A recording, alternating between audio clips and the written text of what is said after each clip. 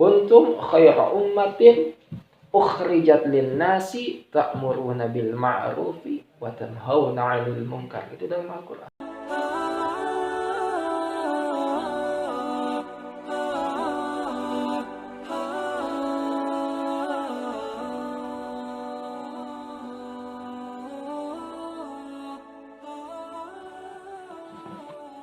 Assalamualaikum warahmatullahi wabarakatuh.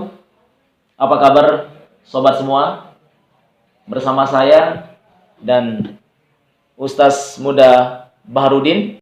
Apa kabar Ustaz? Alhamdulillah, saya sehat. Assalamualaikum warahmatullahi wabarakatuh. Waalaikumsalam warahmatullahi wabarakatuh. Baik Ustaz, jadi pada kesempatan ini kita akan coba diskusi santai saja ya. Iya, Jadi mudah-mudahan nanti apa yang akan kita diskusikan ini akan bermanfaat bagi masyarakat yang akan menonton, mendengar kita. Saya akan bertanya langsung kepada Ustaz Bahar, karena beberapa kawan saya, bahkan beberapa orang yang selama ini mengenal Ustaz Bahar dari media atau dari omongan-omongan diskusi-diskusi di masyarakat. Mereka ingin tahu apa yang membuat atau latar belakang Ustaz ini mengambil jalan dakwah, ya. Sejauh mana kira-kira usaha yang sudah Ustaz sampaikan atau Ustaz jalankan. Dan insya Allah nanti di tahap kedua kita akan berbicara tentang strategi-strategi apa yang akan Ustaz pakai atau gunakan untuk bisa menggait semua lapisan masyarakat. Karena yang jelas hari ini masyarakat kita, khususnya anak-anak muda kita, sangat gandrung terhadap gadget. Ya, termasuk sudah di kalangan orang-orang tua saat ini. Mereka senang menonton YouTube, mereka senang melihat Facebook, hal-hal ya, itu sudah sangat lumrah. Baik, saya akan kasih kesempatan kepada Ustaz untuk mungkin langsung. Assalamualaikum warahmatullahi wabarakatuh. Waalaikumsalam. Alhamdulillah, wassalatu wassalamu ala rasulillah wa ala alihi wa ashabihi wa mawalah. Amma ba'du. Ya, baiklah, saya akan memulai kenapa saya ini pribadi pada khususnya sekarang ini mengambil keseharian saya ini sebagai seorang pendakwah atau pengajak orang untuk melakukan hal-hal yang baik dan menjauhi hal-hal yang mungkar. Sebenarnya mudah saja alasannya. Dalam Al-Quran Allah Subhanahu wa ta'ala berfirman, ud'u ila sabili rabbika bil hikmati wal mau'izatil hasanah wajadilhum billati hiya ahsan ila akhir ayat. Pada ayat itu Allah Subhanahu wa ta'ala menyerukan kepada Rasulullah khususnya dalam ayat itu. Namun yang dikhitab adalah sebenarnya kaum muslimin pada umumnya. Untuk mengajak orang lain kepada kebenaran dengan dalil ud'u, ajaklah. Siapa di sana objeknya? Ya kita semua. Siapa objeknya? Siapa subjeknya atau pelakunya? Kita. Kita semua ini dituntut oleh Allah Subhanahu wa ta'ala untuk mengajak orang lain kepada hal-hal yang positif dan supaya dia menjauhi hal-hal yang negatif. Ila sabili rabbika bil hikmati, pertama dengan hikmah, wal mau'izatil hasanati, kedua dengan pelajaran yang baik. Kemudian yang ketiga wajadilhum billati hiya ahsan. Nah, dari ayat itu kita petik satu pemahaman. Terkadang salahnya sekarang ini bahwa orang yang harus mengajak orang lain atau yang diwajibkan oleh agama untuk mengajak orang kepada kebaikan itu mungkin hanya sebatas kiai, hanya sebatas tuan guru, hanya sebatas ustaz, atau hanya sebatas ulama. Tapi dalam ayat itu Allah Subhanahu wa ta'ala itu tidak memilih. Ud'u, ajaklah. Siapa ya? Kita semua itu dituntut untuk melakukan ajakan kepada saudara kita, yang mana kalau memang dia sudah baik, kita ajak supaya dia lebih baik lagi. Kalau memang dia belum baik, mari kita ajak supaya dia baik. Kalau dia misalnya orang yang rajin sholat, bagaimana kita ajak dia supaya lebih meningkatkan mungkin kualitasnya dari segi khusyuk, khudu dan sebagainya. Kalau mungkin ada sahabat kita yang tidak mau melakukan sholat misalnya, kita ajak supaya supaya dia mau sholat dahulu. Perkara dia itu khusyuk, khudu' dan sebagainya itu adalah urusan belakangan. Iya. Nah, begitu. Dari situ itu alasan saya. Nah, ulama juga menjelaskan ini. Salah satu ulama dari Yaman, Imam Al-Haddad, beliau tersebut dalam sebuah kitabnya beliau mengatakan fad-du'a ila sabilillahi fad-du'a ila Allah wa ila sabilihi wa dinihi wa ta'atihi wasful anbiya wal mursalina wa da'buhum. Ini alasan kedua saya. Mengambil jalan dakwah atau mengajak orang lain supaya melakukan hal-hal yang positif.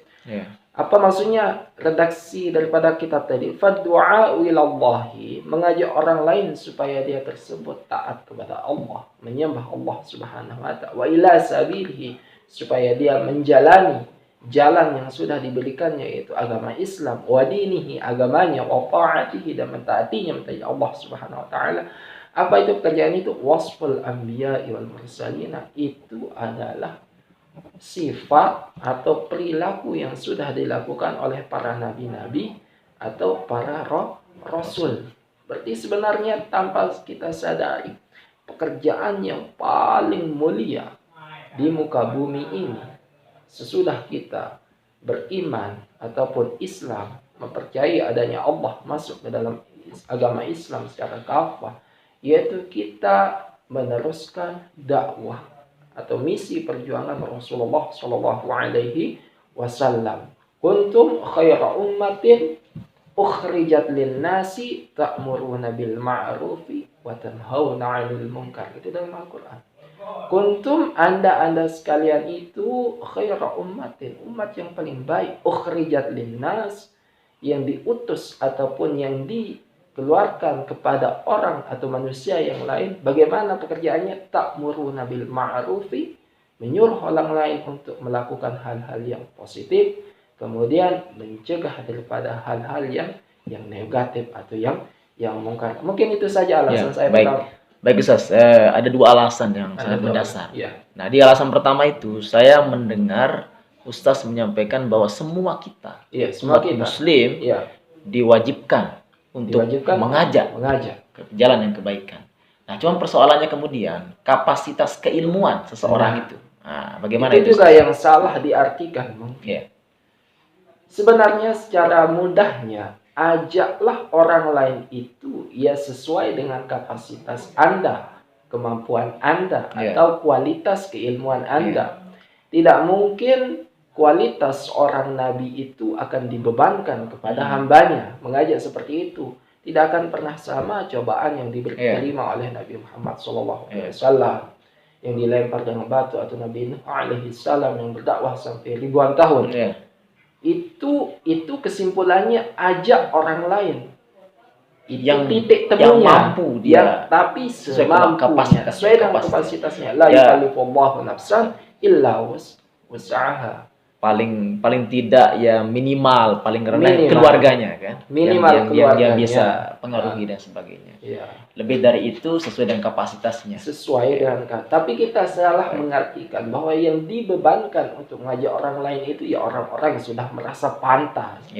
Sebenarnya tidak ada yang pantas. Kenapa saya bilang begitu? Ya kita pantas kalau kita sudah berusaha. Gitu. Ajaklah dulu. Itu standarnya. Itu standarnya. Jadi kita tidak akan merasa memiliki kapasitas, seringkali seperti itu yang membuat kita tidak berusaha untuk mengajak orang lain. Padahal sebenarnya kita belum mencoba dan berusaha. Di situ tempat kuncinya di situ ya. Kuncinya di situ ya. Oke. Baik, Ustaz. Selanjutnya mungkin yang perlu saya mendapat penjelasan atau kami mendapat penjelasan terkait dengan strategi dakwahnya Ustaz. Kan selama ini saya melihat sepak terjangnya Ustaz ini sudah mulai cukup luar biasa. Artinya sudah ada pengajian di beberapa tempat, terus kemudian anak-anak muda juga sudah mulai dengan inisiatif mereka, bahkan dengan motivasi yang Ustaz sampaikan. Mereka sudah mulai berlomba-lomba untuk datang. Itu apakah itu bagian dari strategi Ustadz atau memang kesadaran mereka murni seperti itu? Gimana pandangannya Ustadz tentang itu? Begini, dakwah kita kembali balik. Itu Ya. hukumnya wajib tadi Ya. pada semua kita. Nah, sekarang prosesnya Ya. atau bagaimana cara kita mengajak orang lain. Ya. Itu tadi Anda tersebut menyebut bagaimana metodenya. Ya. Sebenarnya metode itu ya tentang logikanya begini saja. Ya. Kalau kita bahas makanan, contohlah pelecing. Pelecing kalau mungkin di 20 atau 30 tahunan yang lalu itu Ya. dalam versi yang lama hanya sekedar kangkung dan ditambah dengan beberapa campuran rempah-rempah saja. Ya. Mungkin itu versi lama. Ya. Tapi kan seiring dengan zaman manusianya berubah tersebut, tidak mungkin kita akan hadirkan pelecing yang dahulu itu akan bisa diterima langsung oleh orang-orang sekarang. Nah, Iya. begitu juga dengan dakwah. Dakwah tersebut ya harus kita sesuaikan kondisinya. Iya. Zaman di mana kita hidup. Ya mungkin kalau di zaman Rasulullah SAW itu belum ada YouTube. Iya, iya. Belum ada Facebook, belum ada Twitter, belum ada medsos yang lain mungkin. Mungkin benar alasannya kita tersebut ya hanya mengajak orang mungkin di masjid, di musola, Iya. di langgar, ataupun di tempat-tempat yang biasanya dibahas